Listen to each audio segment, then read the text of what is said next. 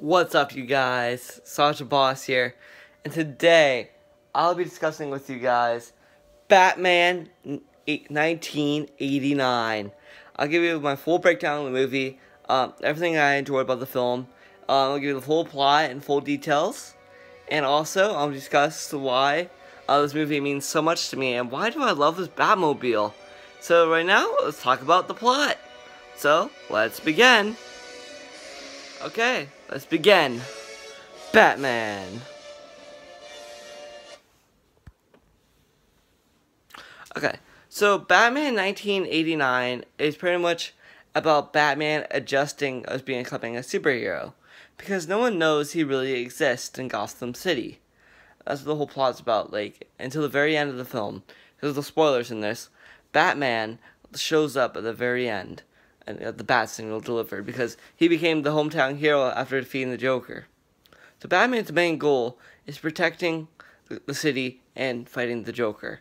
Because the Joker, Jack Nicholson, aka the Joker, plays himself, he became Joker by swimming inside some chemicals, which is iconic to the character to this day. That's how the Joker was born, from chemicals.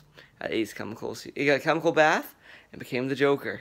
And then the Joker became his reign and terror.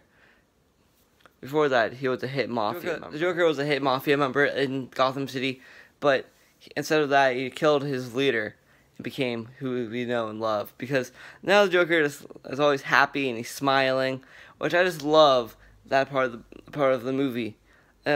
So pretty much we got the Joker and he was reincarnated. That's kind of how the movie kicks off, you know. And he has this iconic score, which is like, you hear the Lego Batman, the video game. I love that score, the Joker's theme. It is phenomenal. One of my favorite things ever. I love Batman 1989. The pieces. The Jack Nicholson's Joker is amazing. I haven't seen this movie in like years because I still love this movie. It's always placed in my heart. Like Jack Nicholson's Joker is phenomenal. His laugh is funny. One of my favorite scenes with him is obviously the art museum, which I think is fun. Because when the art museum, he kind of vandalizing the place, which is really cool. Bob Lagoon, Justin Scott kind of mentioned it. He had a painting of him, which you check that out on his channel, which is really pretty. Painting of Bob Lagoon. I think it's really cool. Before I began talking about the whole movie, is why do I love this movie so much? Well, before this, I'm getting ready for DC fandom. That's why I'm watching Batman 1989 to get me used to it. So I finished the film. So I said Batman, it's pretty much Batman about protecting the city. So now let's talk about Batman. So Bruce Wayne, the whole movie pretty much opens about his parents and his death. That's what Batman's side of the story is, because he's kind of upset about his parents passing, and that's why the one girl, Vicky, finds Batman in the alley, and she sees like putting roses on the ground, like flowers, honoring the gravesite of his family, and he's really depressed about that, and it's kind of sad to think about that. But the best adaptation of Batman's parents' death, I think it has to be The Joker 2019, which I reviewed that on the channel. Like, Batman as a whole character is amazing. Such a bad butt. I love his whole gambling party he had at his house. He's a very strong man, and Bruce Wayne is different than Batman. Being that Bruce Wayne is different from Batman is saying like Bruce Wayne is like a different person, because at the dinner he doesn't like sitting at a long table. He wants to eat somewhere else. That's what they end up doing that, and he has some characteristics of his alter ego when he's Batman, but Bruce Wayne just does not like living a like fancy life. He doesn't really have a job besides being Batman. Because if you remember from The Dark Knight, he works at Wayne Enterprises. It's not really a big thing on the movie. It's pretty much about Gotham City. Oh, Harvey Dent's in it, a.k.a. Lando Calrissian. He's in that movie, which is phenomenal. Vicky is a newspaper photographer. She takes a lot of photos at different events in the film, which is really cool. It's almost like a main love interest for Batman, which Batman needs love. But there's a lot of like scenes with Batman. He needs love. Like, I love the Joker to pieces. That's why I have the Mezco Joker over here. Harley Quinzel over there. Another thing I love about the movie is like all the photography, like the fight scenes and all the colors and contrasts, the costuming. I just love the movie to pieces. Best scenes was like the first introduction of the Batmobile when we drive into the Batcave with Vicky. I absolutely love the Batmobile. The Batmobile in the movie is phenomenal. It's like the sweetest like car you can ever think of. It's like so smooth and slick in the color, and like the wheels like so good, and I love the sound it makes when it turns on, like the engine and like the fire on it. I love all the gadgets that are included with the Batmobile. I wish I could drive it myself. Actually, I saw it when I went to Washington, D.C., and I fell in love with it because I love Batman 1989, which is like one of my favorite superhero movies of all time, like I said. Batman's goons, Joker's goons, are hilarious. They have some funny fight scenes, and they drive helicopters. I wish they got more of them instead of a couple of them. I'm hoping a DC fandom, we're going to get these Joker jackets for honoring Legacy of the Bat, you know. They have like the Joker on it. Maybe on the back you put like Legacy of the Bat, DC fandom or something like that. It'd be kind of cool to put that on the Chalkline jacket. I'll probably buy one of those because I love those jackets in the film. I wish I could buy a replica jacket because I like to wear that around the house or around places because it's fun to wear. So Jack Nicholson's Joker, I like his laugh. Like his laugh is pretty good, it's pretty iconic, you know. The thing I like about him a lot is his big gun he pulls out of his pants at the end of the movie where he's giving out money because the whole city is celebrating their 200-year anniversary, which was going to happen, but it got to be postponed because Joker put stuff in all sorts of items. He's been like kind of terrorizing the town of the city, obviously, because it's Gotham City, and he's kind of terrorizing it, and they don't trust what the Joker's going to do next. So the Joker pretty much poisoned everybody at the end of the film, spoilers, but he poisoned a lot of people throughout the movie with like his poison gas to make people laugh. I like how his laughing gas works. It's awesome. Really cool. Now let's talk about the Batcave. Is pretty big. It's almost like gray. Got some bats in cages. Bats all over the place. You don't really get to see a lot of bats. Not a lot of like Batcave items because all you see is him on his computer, watching the Joker commercial. Joker's like hacking the TVs on Gotham City. You get to see that, a lot of it, which I love that aspect of the film. There's a lot of really cool details you might have missed if you're a Batman fan or a Joker fan. The chattering teeth make an appearance. There's no T-Rex, sadly. I wish there was a little T-Rex in the Batcave. There's not. So Batman had the armory room, which was really cool. Bruce Wayne has a crush on Vicky, and like I wanted to see him get married, but they did not end up doing that. And get engaged, but there's a love interest, you know, typical thing about Batman. Batman did break his one rule of killing, which he killed the Joker at the end.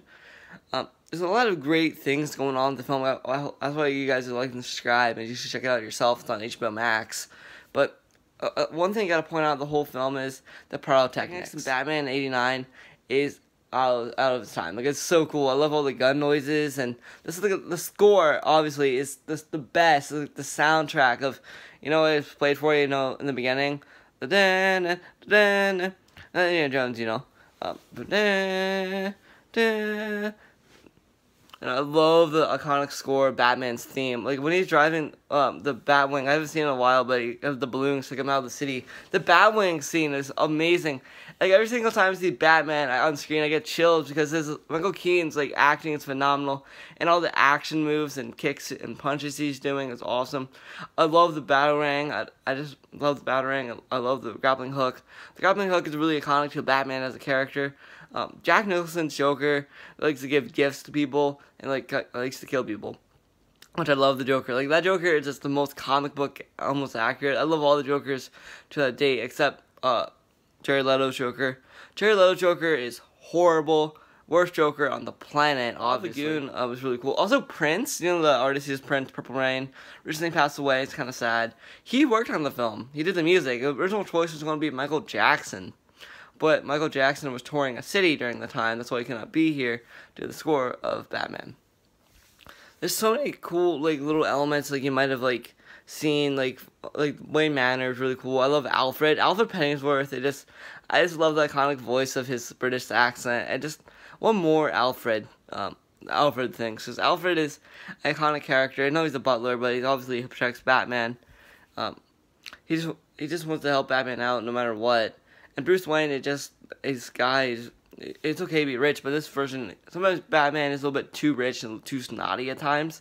But this Michael Keaton's and other Batmans like Dark Knight, it's not that rich. Like, I know they're really rich, obviously, but they're not like a jerk about things. Sometimes Batman can be a jerk, but like he's not that type of character in this movie. Some adaptations of the Bat are a little jerkish and a little mean, and then darker. PG-13. It's not that dark. The most darkest Batman thing you could probably watch is The Dark Knight, and the Dark Knight trilogy, because that's the darkest Batman movie we ever seen. The darkest Batman TV show, I'm going probably with Batwoman on CW. That's pretty dark there. If you want to see a darker Batman, there's that. But Batman, at the end of the day, Batman '89 is a really nostalgic movie to a lot of people. There's a lot of stuff going on, like the Joker dancing, for example, is one of my favorite things. I love the Joker's top hats, I love his outfits in the movie. I just love the costuming, I just love the film as a whole, and that's why I love Batman '89 so much. It's just a phenomenal, fantastic movie with a lot of things going on that you love about the character. A lot of Joker moments, a lot of good Batman moments, a lot of good goon moments. Like, if you have goons in the Batman franchise, like, the goons are very nostalgic. I just love goons with Joker. That's why you identify the Joker with the goons. Another thing I really appreciate about the film is how well it's beautifully put together, because all the sets are beautiful. I love City Hall. I love the photography place. These Chemicals was phenomenal, seeing that on screen again. I like seeing that. I love how Joker becomes Joker. There's a lot of really good moments about this film, like I said. That's why I'm going to end the video now. So hopefully, guys, you can subscribe, Such a Boss, and stay tuned for Umbrella Academy. That video will come up soon. That's tomorrow's video, but I just kind of want to tell you guys how much I love Batman '89. And then today, I give this movie a 10 out of 10. For how beautiful it is, how nostalgic it is. There's a lot of beautiful things going on at once. I love all the vehicles, I love the costumes, I love all the acting. I love the whole storyline. It's easy to fall along with, it's easy to fall in love with. It is fantastic. Michael Keaton's Batman, it is a really happy Batman. And Joker, just obviously the crazy man you all love, the psychotic one. I love all the Joker, like, little pranks, with his gadgets, like the one you kind of shocked someone's hand with. He shook his hand, he got electrocuted, and he's like kind of talking with them. I love that. I like how Joker can manipulate with people. I just love this movie as a whole. So hopefully, guys, do check it out. Hit the subscribe button, hit the like button, share with your friends, share with your family. I just want to tell you how much I love Batman '89. I just love the film, and it is something in all movie fans and all movie critics alike have to watch, because it changed superhero movies to this day. It was the very first superhero movie ever in theaters. Not Marvel. This is the first DC movie, and DC movies back in the '80s are the best DC movies we got until we get the Snyder Cut coming up soon. Except for that, so I kind of watched this because I'm going to Legacy of the Bat panel at DC Fandom. Like I said, I'm just very hyped for that, and I just love the Cape Crusader so much. She's one of my favorite superheroes of all time, and one of my favorite movies of all time is Batman '89. So ending the video now. So if you guys like and subscribe, Such a Boss, and thanks for watching. Peace.